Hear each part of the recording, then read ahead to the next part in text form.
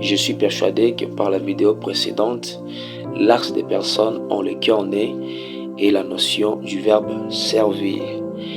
Alors, pour bien faire véhiculer ce message, je m'étalerai bien avec des estimes. Je crois bien la réponse reste négative à ce sujet, car si Dieu était un Dieu de riches, la prière de pauvres ne serait jamais exaucée. Et s'il était un Dieu de pauvres, la prière de riches ne serait jamais exaucée. Donc nous pouvons en faire un constat fascinant que devant Dieu, c'est l'égalité.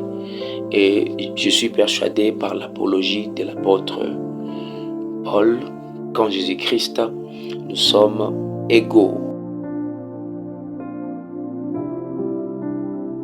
D'abord et avant tout, la pauvreté, par définition, c'est un manquement de choses nécessaires à la vie. Et c'est dans ce contexte dont je m'étale. Ne faites pas allusion avec le contexte de Luc, lorsque Jésus enseignait allégoriquement ses disciples dans l'expression « Errez vous qui êtes pauvres en esprit, car le royaume de Dieu vous appartient. » En fait, les pauvres dont Christ nous parle sont ceux qui ont le vif désir de recevoir la bonne nouvelle, car la pauvreté d'esprit, c'est le dépouillement de soi pour que Dieu puisse nous remplir de vie et d'amour.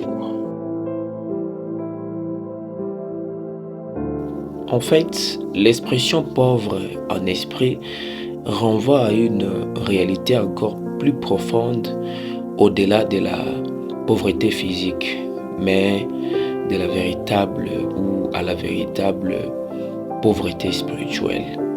Et être pauvre en esprit signifie reconnaître notre besoin humain de Dieu le plus profond et grandir dans ses désirs et cette dépense au quotidien.